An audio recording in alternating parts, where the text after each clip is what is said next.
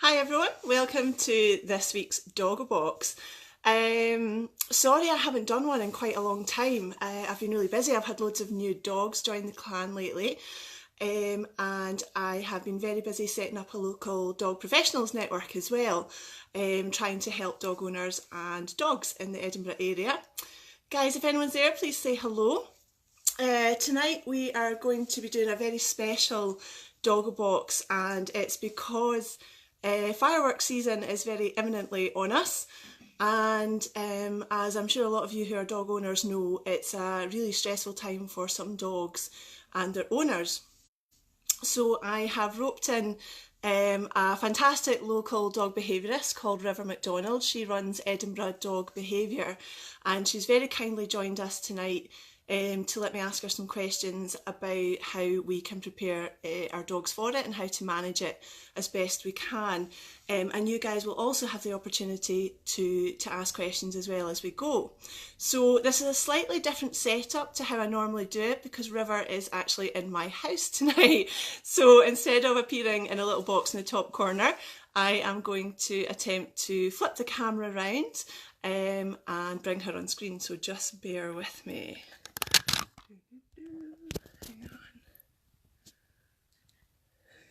Aha, there we go.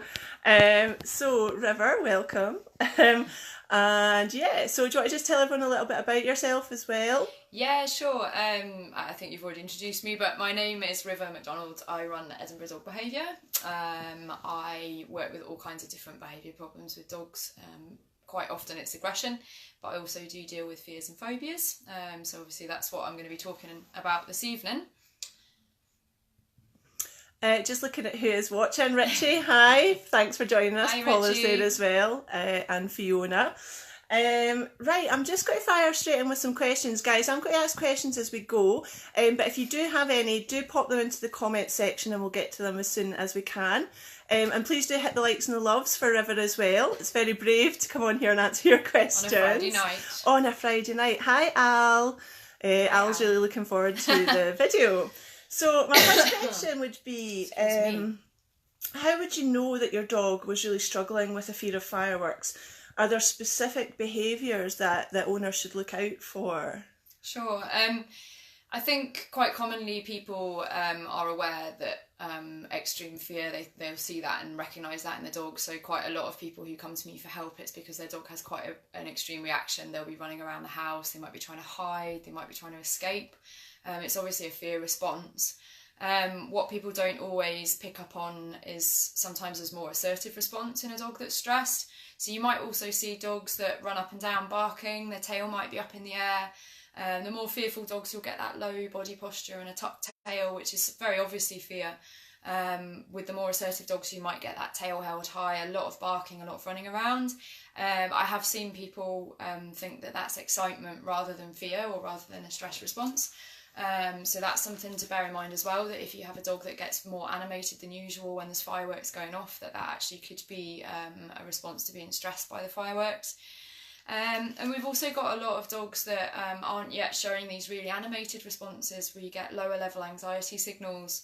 Dog owners, a lot of my work with dog owners is actually helping people to read these lower level signals. I always say kind of jokingly, but it's very true, that most people contact me when their dog is barking, lunging, growling or biting, and these are all behaviours that dogs will usually get to as a last resort. Underneath that you've got lower level signals, so you've got things like lip smacking. If you've ever seen your dog kind of it almost looks as if they're tasting something, but obviously if you're not feeding them, if they've not got treats, if there's not food readily available, and if it's a context where something could be threatening, that can be a communication that the dog's anxious. Tongue flicks. So I'll probably put the little cartoons up again that I think I've shared with Tammie before, with Clan Canines before, but there's some really good cartoons that illustrate the little tongue flick. And it'll be the tongue coming right up and onto the end of the nose, and you almost get kind of this little half moon of the tongue going straight up and onto the nose. That can be an indication that a dog's finding a situation stressful. Yawns, so out of context yawns. Obviously if your dog's had a long day and they're nice and chilled on the sofa and they're having a bit of a yawn, they could be tired. If they're just waking up. if you've got fireworks going off around and your dog's exhibiting some of these other signs and they're also doing these big exaggerated yawns, that can also be a sign that your dog's stressed. The whites of the eyes, so some dogs you'll see what we call whale eye, you'll just see this kind of crescent of white. And quite often you won't necessarily see the dogs getting up and moving around. They might be in their normal position, they might stay in their bed, they might be on the couch. But these are lower levels that people can miss. They're really important to take notice of. I think we often miss them because they're not obvious to humans, but also they're not inconvenient to us. So a dog can be there at the other end of the couch doing all of these signals, and it does mean that the dog's anxious about the situation. So it's worth making note of it, and if we can help you get treatment for that to prevent it, it will escalate. I find myself saying this more and more, but behaviour problems and anxieties don't just resolve. You have to support your dog to get through that. Fab. So there always seems to be a lot of publicity around bonfire night to do with keeping pets calm and safe. And it seems like fear of fireworks really is a very common problem for dogs in particular. Why is it that so many dogs are afraid of fireworks? I think it's a combination of factors. We have a very limited amount of time if somebody's getting a puppy to actually socialise that puppy, and fireworks are not necessarily something that you're going to encounter regularly, so it doesn't necessarily occur to people that they need to socialise their dog and expose them to these kind of things. The reaction, the response that you see in the majority of animals, and not just dogs obviously, is just a natural response. It's a survival response to a perceived threat. So, loud noises, unpredictable noises. If the fireworks are close enough, you get all the flashing lights as well. And the behaviours that you see are the animal's best attempt to sort of cope with that and to try and survive what is a really, really threatening situation. I think we're seeing it more and more, probably because we've got more access readily. We've got more access to information, so people obviously will share things on Facebook. I think a lot of charities have done a lot of work to promote it, so we're more aware of it. I think though also the way we keep dogs now is changing. So if a dog's stuck in a flat in Edinburgh and you've got the fireworks going off the tattoo or something like that, their ability to deal with it is going to be curtailed. They haven't got a lot of options. All they've got is to sort of try and hide or sort of run around, try and escape. I think also there's maybe a lot of misunderstanding around socialisation and how we expose puppies and young dogs, or even new dogs if we're taking on rescues, how we introduce dogs to new stimuli. So fireworks are just one stimuli in a long list of things that we have to get dogs used to. I've seen checklists going around where you have to check off that you've done the vacuum cleaner and you've done fireworks and you've done the hairdryer and things like that. But it's so much more complex than just ticking things off a list. You can't just expose the dog and then tick it off the list. It's all about looking at how your individual dog is responding to that. I come across dogs that really don't bat an eyelid at fireworks, and other ones that are a little bit anxious and need some support. It's also, most dogs will encounter them at a very high level to start with, so it's not something that they get a little bit of exposure to. They'll get a very sudden, very extreme exposure. There's other aspects as well. So some dogs have been shown to have sound sensitivity, so there's potential sort of veterinary interaction there, medical or physiological reasons why individual dogs might be more sound sensitive. And also if dogs are struggling in other parts of their life, so a lot of rescue dogs have a lot of anxiety problems anyway for various reasons, so that's just one component of a bigger picture of the dog being anxious. So I think there's a lot of reasons why we're seeing more and more of it, and probably just because people feel out of their depth in dealing with it as well, that there's not a readily available sort of cure for it really, because every dog's different and every situation's different. So I think it's as much to do with not knowing how to deal with it as well, which hopefully we can give you some pointers to at least make you feel a bit more confident about dealing with it if you are dealing with it. Oh, fab. There's a lot of people coming on and saying hello, so I'm just going to say hi to some of them. So Rich is there, Karen's there, Shirley. Karen's asking some questions. Karen, I'll come back to that in a little bit if that's okay. Carol's there, Al's there, Hi guys. and Paula's there as well. So yeah, we'll come back to these questions, guys. Please do keep typing them up, and I will definitely come to them all towards the end if they've not been answered as part of it. We could be here a while. But guys, yeah, please keep hitting the likes and loves there. That'd be really appreciated. And so my next question, I guess, there'll be some people watching who absolutely, there's no doubt for them that their dog's afraid of fireworks. Others might be a little bit unsure. It could be the first bonfire night. How can we sort of find out if a dog is frightened? I'm just flicking through notes. No, this is such a huge topic that I came with lots of notes to make sure that I'm trying to cover the things that will be useful to everyone. I'm aware that there'll be people listening whose dogs are really struggling and people who are not sure, so we're trying to cover everything. I took on a rescue dog. I took on a Dogs Trust dog 4.5 years ago, and I took him on in June. So being a behaviourist, I was very aware that was a good amount of time before bonfire night. The most important thing is that you don't do something really extreme. So I worked with a dog that unfortunately, when he was a puppy, his family took him into the back garden with the best of intentions and set off a firework, thinking, well, we'll just set off one firework and see how he feels about that. He was terrified, and it has triggered a lifelong problem with fireworks. We see something particularly with noise phobia and sensitivity, where we start getting a generalisation as well. So I can't stress enough that you have to be really, really careful with how you introduce things to dogs. And actually that goes for any stimulus. The first time you get the vacuum cleaner out, the amount of people who thought it was really funny to start with when their dog was a puppy and it was trying to bite the vacuum cleaner was probably doing that out of fear. And you end up with a dog that you can't vacuum near. So with your fireworks, the last thing you want to do is cause this extreme response. What can happen is that over the period of the dog's life, they start generalising. So you start off with an extreme response to fireworks, and then you get a dog that can't stand it when you close a door, a car backfiring, and you just start seeing this problem generalised to other sounds. There are some really good resources out there. I sound like I'm plugging Dogs Trust, but a couple of behaviourists years ago produced soundtracks and a booklet on how to treat sound phobias and how to socialise dogs with sounds.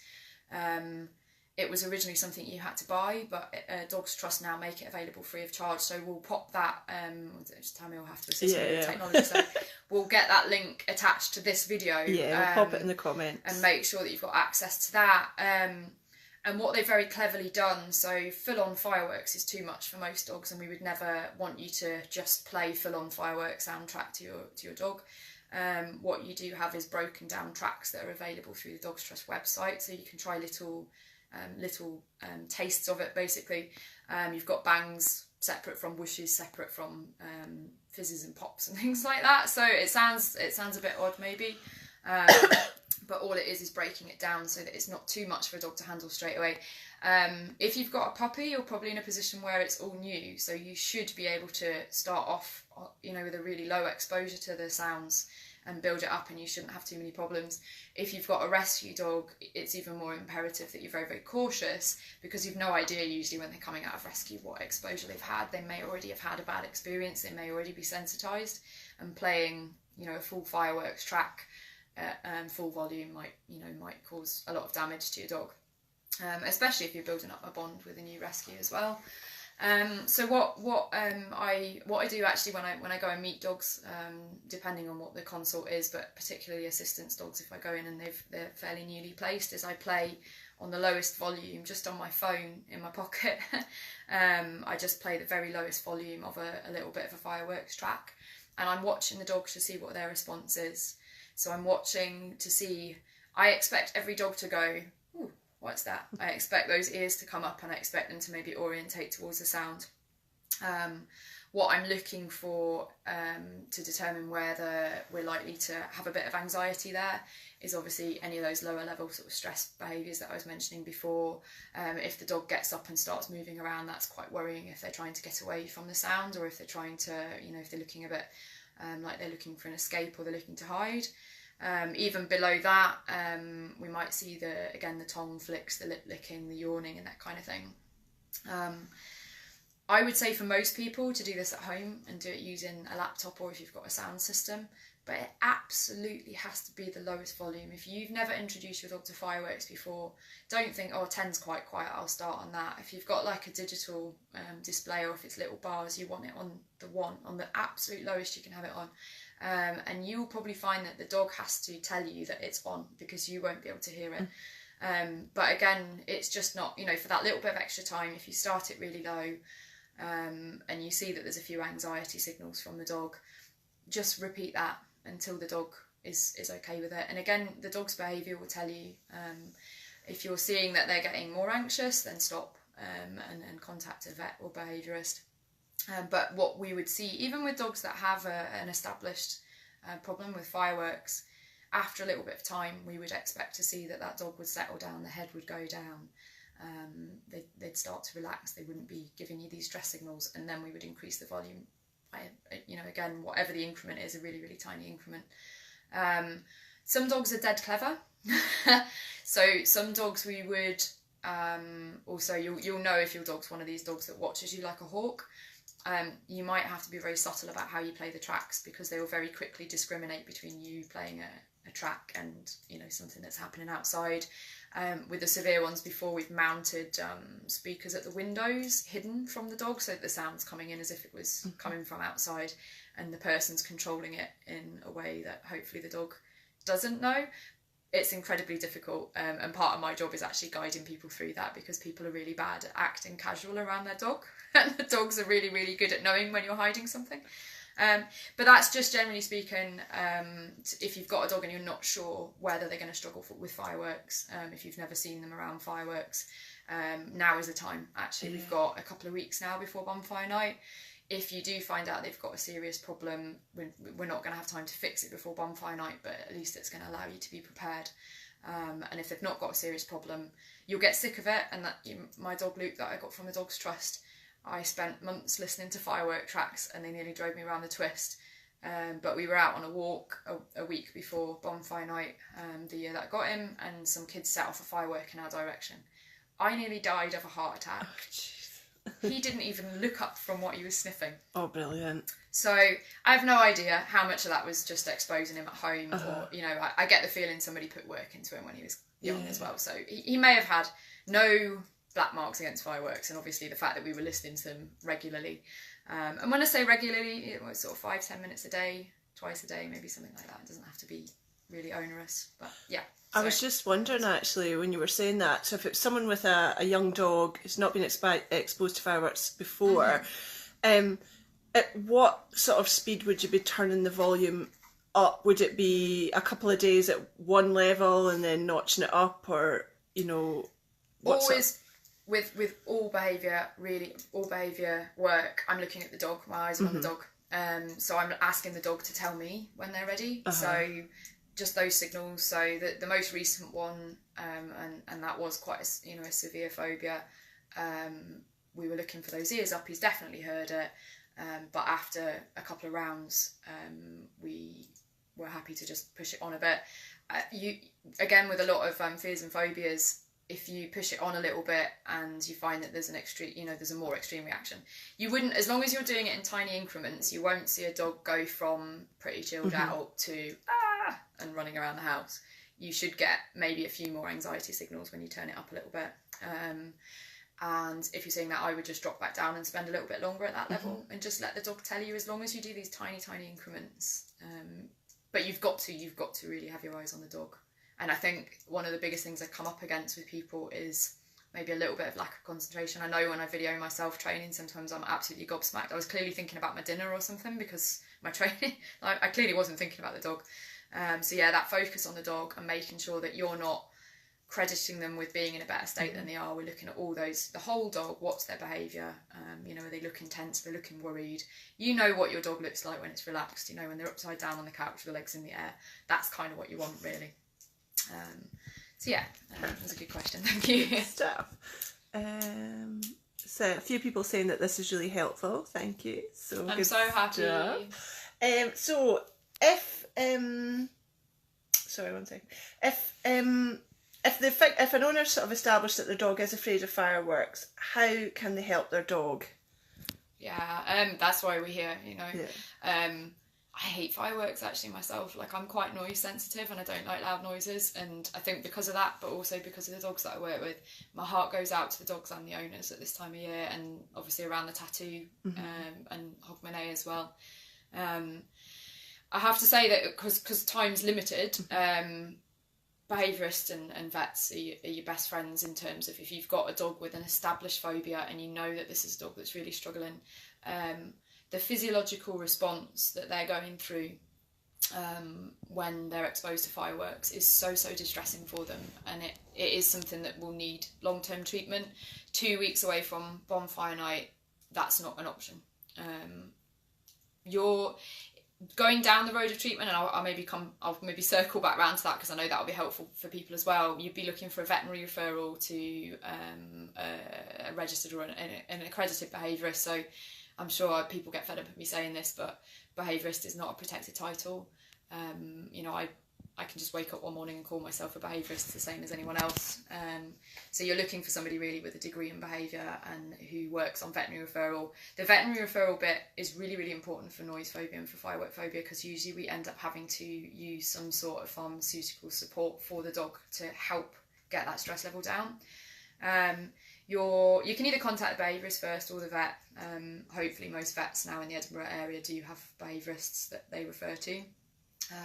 And it would be a case of a behaviourist coming to your home, spending some time getting to know you and the dog, talking through how your dog's been coping with fireworks and what's been happening. And, you know, we usually, for myself, it's normally an hour or two getting a full history on it and having a look.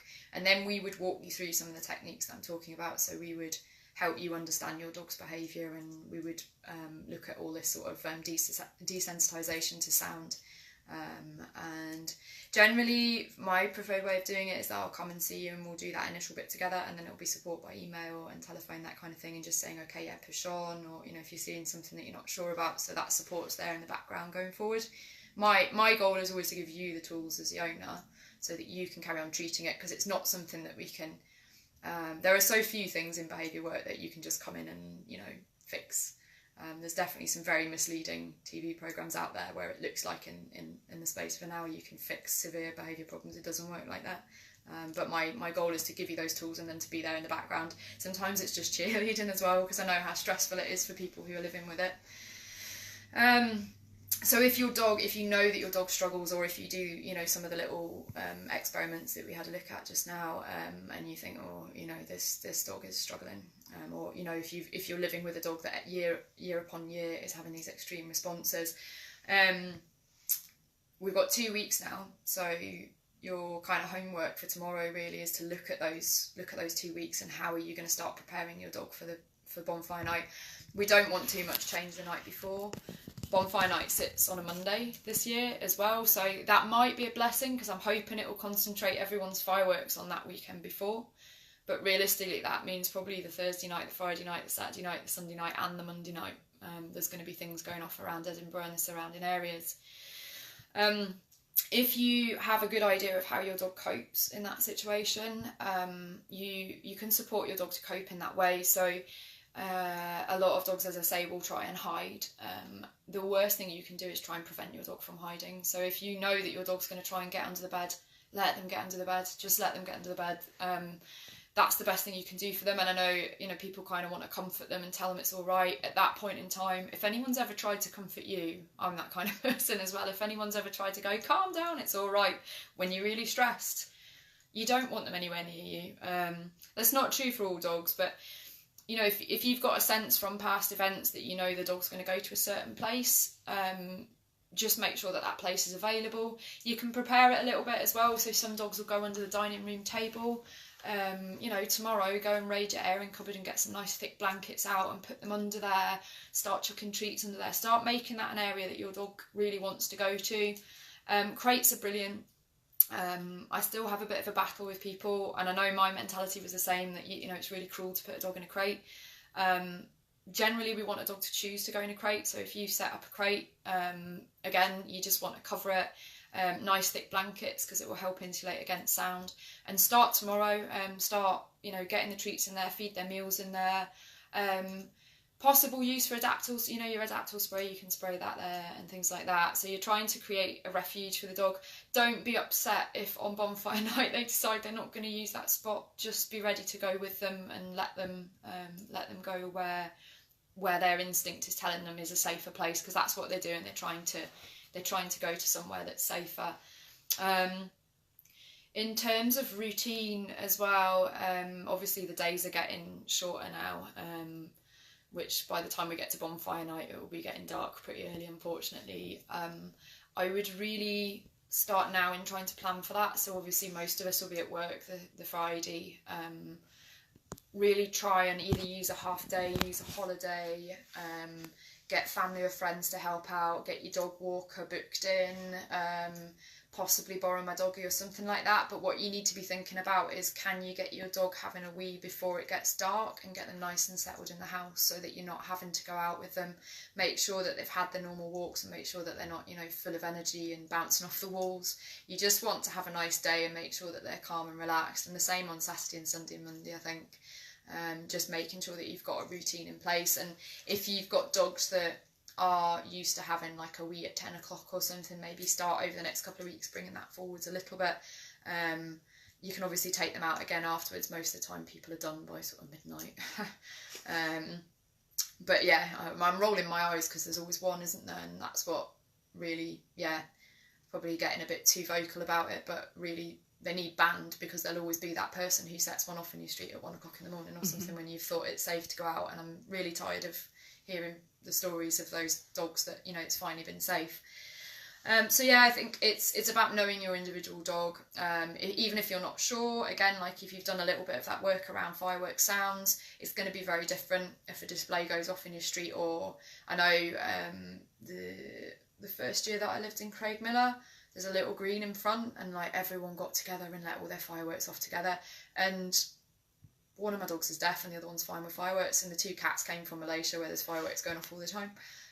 So I'm just really lucky. But for a lot of dogs that would have been really, really stressful. So even if you think that they're going to be all right, I think, you know, getting that safe place set up. I don't know whether to start talking about on the night.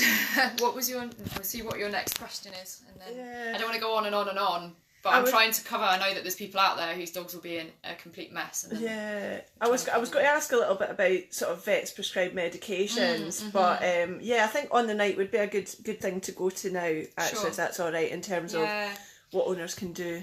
Although actually, in relation to the medications, if you know that your dog does have a reaction, or even if you suspect, having tried out a few fireworks noises, if you're seeing a lot of stress response, especially if you're seeing active responses, the dog's getting up and trying to move around, I think definitely get booked into the vets.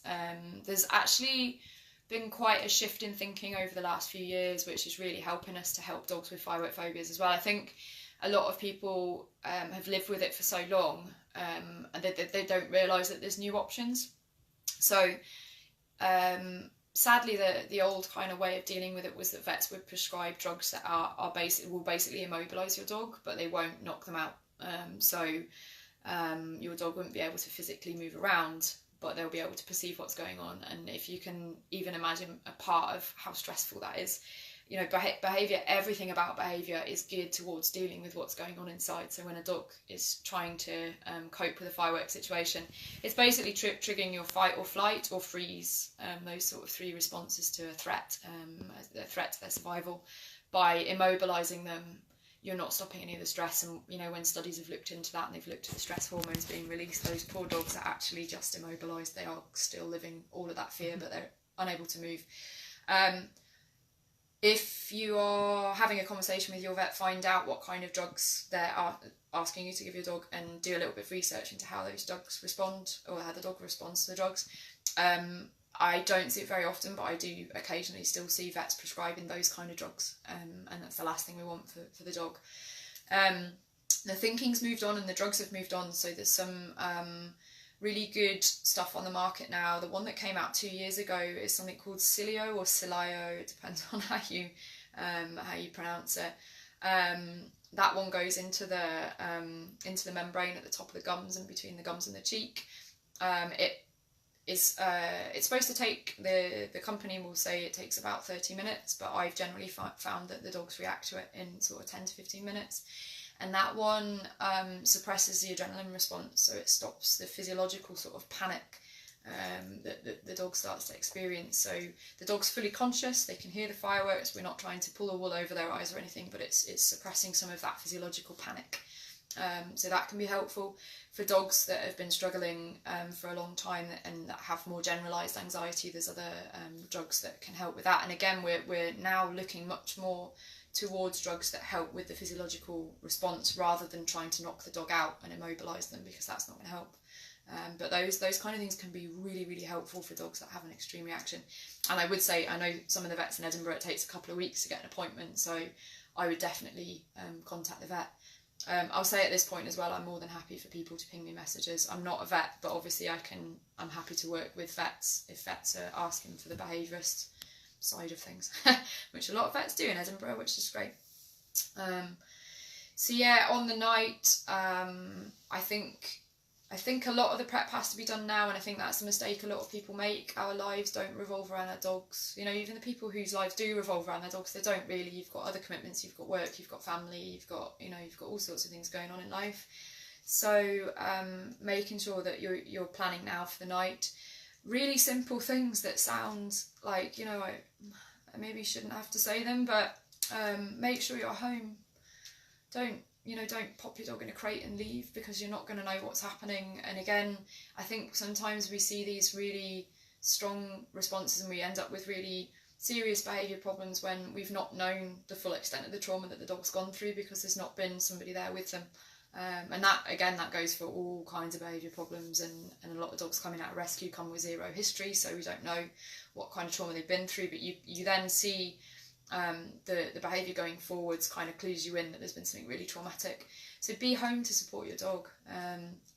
If your dog wants comfort, it's okay to comfort them as well, and I think that's really, really important to get out there, because it's one of those little myths that always circles back round again. And I think as people are becoming more aware about behaviour and training, they're aware that you can reinforce behaviours in dogs. So they're worried that if they comfort the dog whilst the dog's panicking, that they're going to reward that. They're going to reward that panic, and they're going to reward those behaviours. In that sense, you can't really reward that emotion. Like, that emotion is happening because of a whole bunch of factors. That dog's not panicking to get a cookie, you know, it's not panicking to get a cuddle. It's panicking because it's a survival response to a situation that's really, really stressful. It's a fine line. There may be one person in your house more suited to comforting the dog than another. What we don't want, you know, we want it to all be nice and casual. We don't want somebody going, it's okay, Mitzi, you're not going to die. Like, you know, I see that as well. And I see some people that it's so stressful for them. Mm-hmm. And again, that's the benefit of working with a behaviourist sort of face to face as well, is that another professional can tell you how much of your behaviour is cueing the dog or making the dog maybe feel a bit worse. Generally, your relationship with the dog's so close that if you look like you're panicking, it's going to make them worse. Whereas if they're just wanting to cuddle into you, if they want that physical contact, let them have it. There's no sense in trying to keep them, off in a crate. I certainly wouldn't lock them in a crate either. Make sure that they've got access to places to hide. Make those places as sound insulated as possible. The stuff that I was mentioning earlier, really get them out. Make sure that you've got onto a schedule whereby they can go to the toilet before it gets dark and before people start letting off their fireworks. If you know that there's areas around you that might be areas that people are going to let them off, paper your windows or stick an extra blanket over your curtain rail. Make sure that you're trying to block out, the light as well as the sound. TV on, but make sure you're not putting it on a channel that might show Bonfire Night. It's such an easy mistake to make. You think, I'll just stick the TV on and drown it out. And yeah, New Year's the best one for that. The fireworks are going off when you stick the TV on, and of course they're going off all around the world. So you're getting, your dog's not just getting Edinburgh fireworks, they're getting, Sydney, Australia and all the way through. White noise machines, whether you'd be able to get one soon enough, but they've been shown to be quite helpful in blocking out the noise. I've not tried this, but I've heard some people say that actually playing more than one, so having your TV on but also a radio on, so that you're kind of having a lot of sound crossing over. Mm-hmm. And there's other stuff that involves a bit of training and you would have to put work and research into it, but there's mutt muffs. Don't know if you've ever heard of mutt muffs, Tammie? No. No, you want to Google them. Mutt muffs. They're ear defenders for dogs. Oh, wow. So, like, you know, your halties and things like that need training so that your dog's comfortable in that piece of equipment. It's the same with something like mutt muffs or similar. They were designed for, I think, military, because the dogs are, you know, going in and out of helicopters and things like that, so to protect their ears. But you're kind of looking at ways of reducing the stimulus. Making sure you know who's coming and going from your house and when. The last thing you want is if your dog's in panic mode, for somebody to open the front door. Windows, you know, your dog may never have tried to get out of a window, but if they're going to have a panic attack on bonfire night, you certainly don't want them trying it then. So you're just trying to make sure that they're nice and safe. Trying to keep yourself calm as well. So, you know, whether you're spending the night in, get your favourite sort of snacks and things in so that you're going to feel a bit happy about things. And I suppose the absolute holy grail really in terms of behaviour stuff, don't shout at them. No matter what they do, they might pee on the floor, they might let their bowels go, they might start, you know, scratching into furniture, they might damage something, they might even snap at you actually. I think that's most likely to happen if they're trying to get away or they're trying to hide and you go, no, you're not going under my bed, and grab hold of them. They're going to be in fight or flight. So if you're interrupting their ability to do the flight response, they're potentially going to go into fight as well. Just try and understand that that's your dog's way of saying, please just leave me alone, I'm really, really frightened. Anything negative that you put on top of that is just going to make it a worse experience for the dog. I feel like I'm rambling through a whole lot of stuff. Even if people can take... I'm trying to cover all of the stuff that might be helpful to everyone, which is really hard because we've got thousands of dog owners. Yeah, but if people can just take the little bits, and obviously if people want to ask questions... Yes, well, that's what I was just going to say. There's a lot of comments going here, so I'm just going to scroll back, guys. And if you've got any other questions, please type them up now while we're going through some. So I'm going to scroll right back. Karen asked quite near the start, would a thunder jacket work? That's such an interesting question. The jury is out for most behaviourists on Thundershirts. I know very knowledgeable, very experienced dog owners who swear by them. I can also understand that potentially it can shut down the behaviour, so we always have to be really, really careful with behaviour stuff. And again, going back to punishment, we don't use punishment because it just stops the behaviour, it doesn't stop how the dog feels. Having said that, some dogs definitely like contact. My wee collie gets a lot of relief, just generally from how stressful life is, for pushing herself against, and she likes that physical contact. So I would say, again, you know, really get to know your dog's behaviour and how they respond normally. If you're seeing them without the Thundershirt and then putting the Thundershirt on them, you know, you're checking again, are they behaving differently, are they interacting normally? And you'd want to do it, you know, it's my real scientist kind of brain coming in here, but you know, you'd want to try it at sort of 5 o'clock on a Monday without the Thundershirt and see what they're doing, and then do it with and see what they're doing, so that you've got as fewer variables in there as possible. The other thing that I would highlight is that it's very much a complementary thing, so it might be something that might help some dogs a little bit, but it's never gonna there's never a sort of a magic wand or a cure-all, but certainly it's about looking at the individual dog and making sure that certainly it's not doing harm. You know, you don't want to see the dog looking more stressed. And that actually matches with Fiona, who actually was replying to Karen before, said that we use Thundershirts for our 2 greyhounds. They help, but they're both still frightened. So I think that's reiterating what you're saying. Yeah. They can help, but they're not necessarily. I find sighthounds as well, and another one that seem to like that contact as well. It's probably also that they've not got a lot of fur, so it's just nice and toasty. But yeah, I often say that as well. Like, we don't always have to overanalyze it. If a dog likes something, they like it. You know, if it works. Some of us, you know, you have a fleecy blanket on the couch or a favourite jumper, and you just feel that little bit better about life when you've got it. So, you know, I wouldn't overthink these things as long as they're not doing harm. They're not making them more stressed. Yeah. Good question, thank you. Paula was asking, could dogs that aren't bothered by fireworks at some point become fearful, maybe in their second phase of fear? I don't know what the second phase of fear is. No. I'm going to admit that straight away. By all means, educate me. And again, it comes down to traumatic experience. I don't know if they're listening in, but I've got friends who whose dog was absolutely fine with fireworks, had a lot of, you know, positive exposure. And then unfortunately we were at a party and we didn't know that fireworks were going to go off, or they didn't know that fireworks were going to go off, and they went off very close. I hated it. I put my hands over my ears and had somebody else put their hands over my hands, because they were right over our heads, and I just don't like it. And yeah, that dog, from what I understand, has now got frightened of fireworks, but it is also generalised, so car doors and things like that. Yeah. So yeah. And the same as anything as well.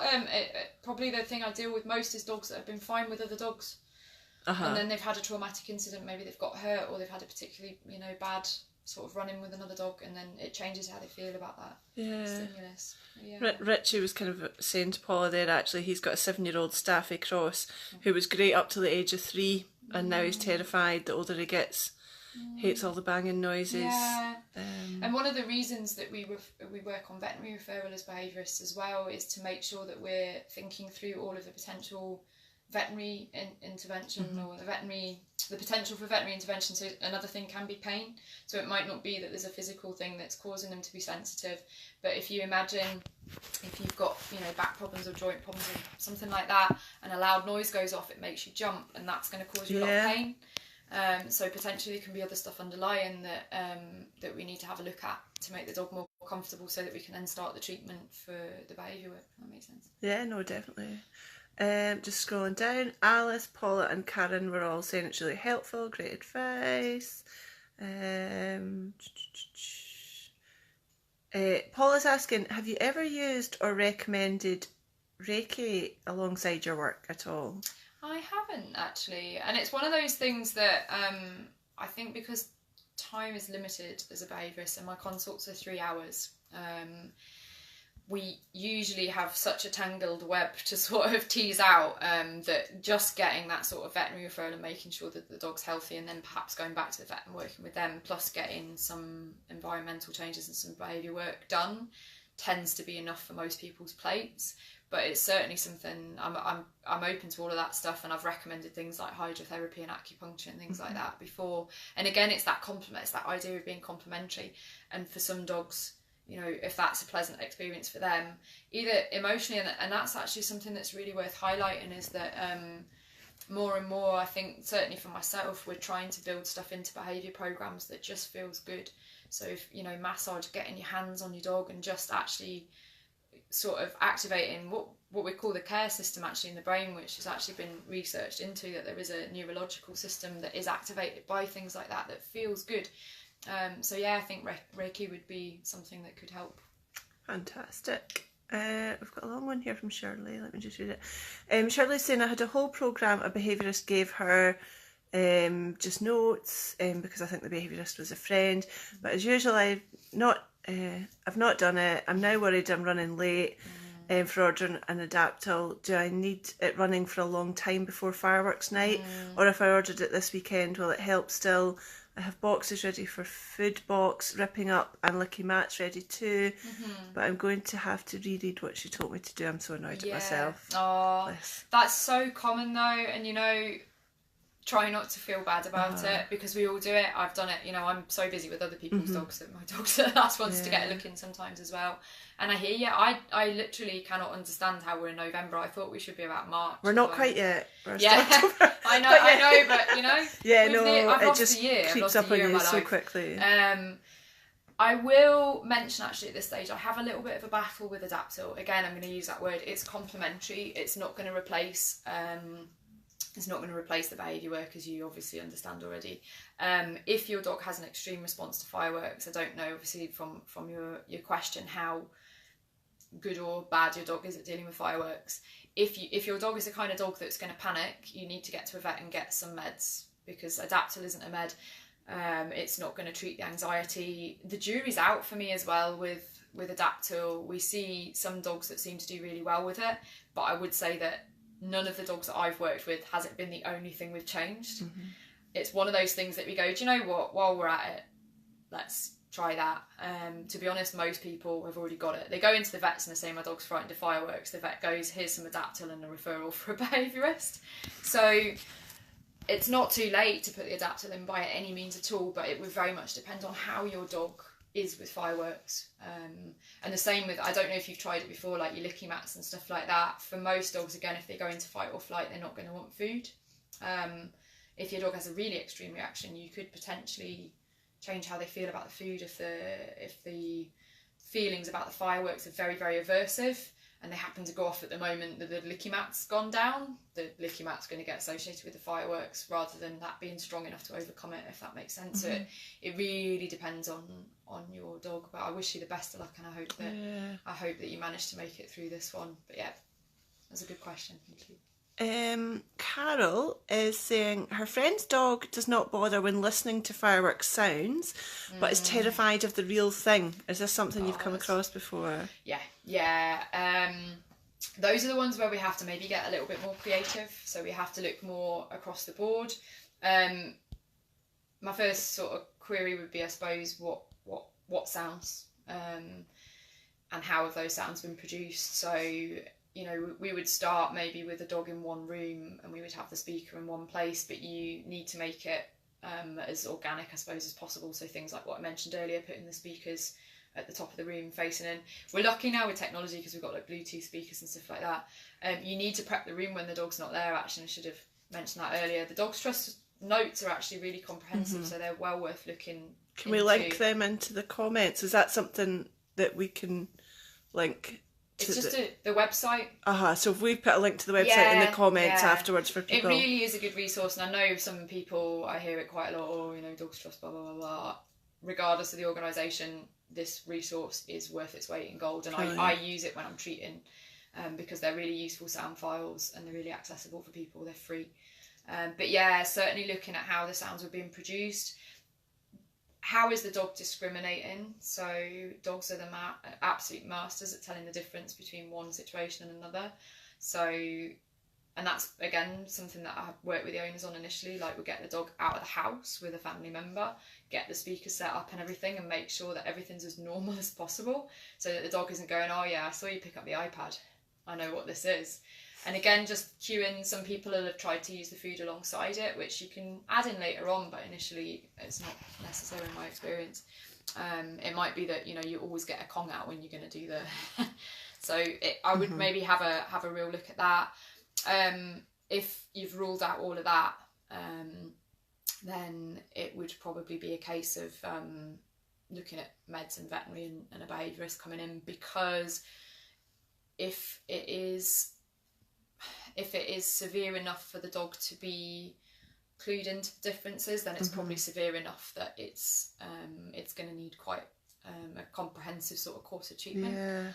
I was mentioning to Tammie actually before we went live that I do actually know one dog that, despite having tried the programs and things like that, actually Bonfire Night, they just book themselves. They go away for a break, and they've got a cottage that they go to out in the wilds of Aberdeenshire, where they're far away from anyone, and they've just, that's how they manage it for their dog now, because it's, you know, I know other owners will take their dog for a drive, but you just they just go off all over the place. So. And I think Edinburgh is just, I think we have it harder here than most places in the UK, because it just feels like it's all year round sometimes, doesn't it? It really does. Yeah, and that's it.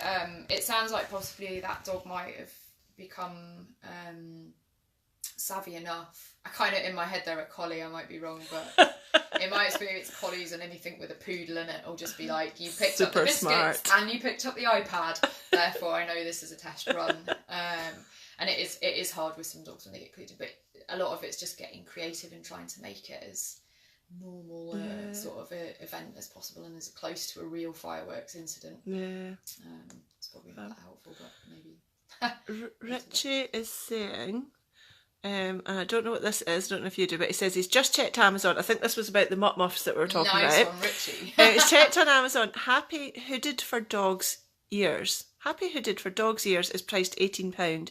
Mutt muffs are around £200. Yes. I don't know what the Happy Hooded for Dogs Ears. I've not come across that one. So again, it would depend on the dog and the situation. Yeah. The muffs, like I say, are noise cancelling. Uh-huh. So they are designed, although I have heard people say that they reckon their dogs can still hear them. It's a bit difficult to tell. But they are literally military. I think you can get them cheaper than that, so I wouldn't buy them off Amazon. I think you can get them for about $70 or $80 directly from muffs. Fab, yeah. But that's obviously a product that's going to completely cancel out sound. Your lower level options, BioEars is one that I was at a conference a couple of weeks ago, and one of the behaviourists there who was using her own dog as a case study, she trained the dog to use, and it was just a wee terrier, so they're like squishy earplug things that keep out noise and water, but not completely. So again, it would depend how sensitised your dog was to that sound, and she'd just train the dog to wear them. But again, you'd have to be super careful with a product that's designed for people and that goes in the ears. You'd have to really do a fair bit of training, and you'd have to be very confident that your dog wasn't going to be distressed by it. I haven't tried it. It's nice to know that there's other ones out there, and certainly if anyone gives them a try, to let us know how you get on with them. Richie says it's like a balaclava. I think we'd have to have a wee look at it. But I think what we're sort of saying is like, the muffs, they're probably a little bit more expensive, but you know you're going to get a good product. Also, less like having like a balaclava immediately. I know a lot of dogs that would struggle with that. There's too much touching them; they'd want it off. Whereas your muffs just sit on their ears, and your BioEars actually just go in. So you've got to remember to take them out again. You're not wondering why your dog's not listening to you the next day. Carol's came back and said the dog she was talking about was Nikita.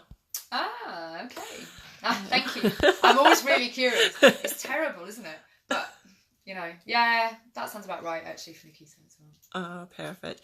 Guys, thank you. Can we have some likes and loves, please, for River? Because I have no idea what time it is because I can't see the clock on my phone. 1 o'clock. I feel like this has been a long one, but a really, really good one. And I feel like from the comments from people, I think people have got a lot from this. So please do show your love.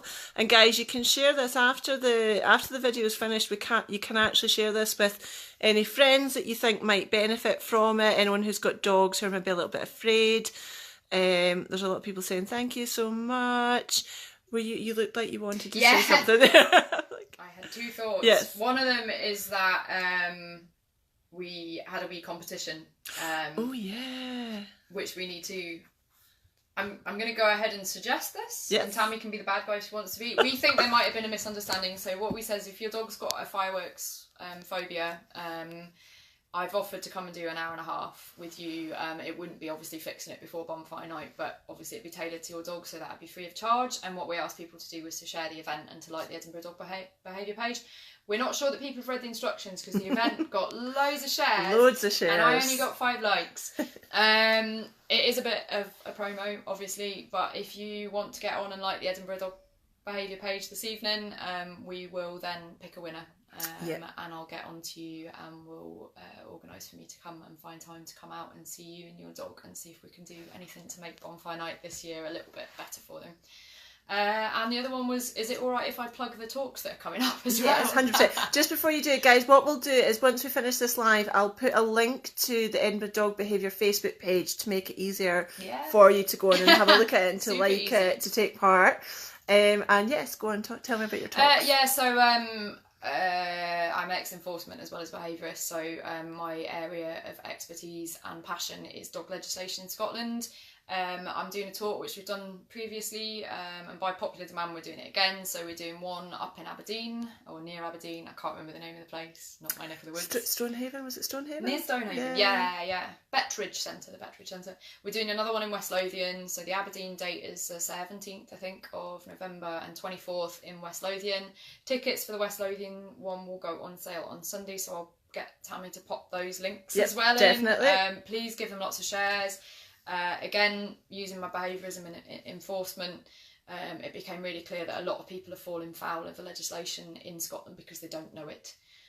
They don't know that they are required to keep their dog under control and what that actually means for them as dog owners. So please get that event shared out far and wide, and hopefully we'll get a few bums on seats and keep people and their dogs out of trouble. Excellent. I'm just going to flip round. Sorry, this camera might go a bit. I just wanted to say, just before we go. I have been on the talk that River was just talking about there. I think it would have been at the start. April this year I went on it, and it was absolutely fantastic. And there was a lot of people there who were dog professionals. There was also a lot of people there who were dog owners. I think it's really relevant to both, and I really can't recommend it highly enough. So we will put the link in the comments, guys. Really do get down to one of those if you possibly can. And I know there's people watching tonight who have been on that as well, and will say the same thing, that it really, really is worth going to. So guys, listen, thank you so much for joining us tonight. Thank you for sticking with us. I've been watching. There's a lot of people who have watched right through the whole thing. So thank you very much. Please do share this information, this live post. I think it's really, really important to get that information out there. The more we can do to help our dogs at this time of year, the better. So thank you very much, and we will see you again soon. See you later, guys. Bye. Bye.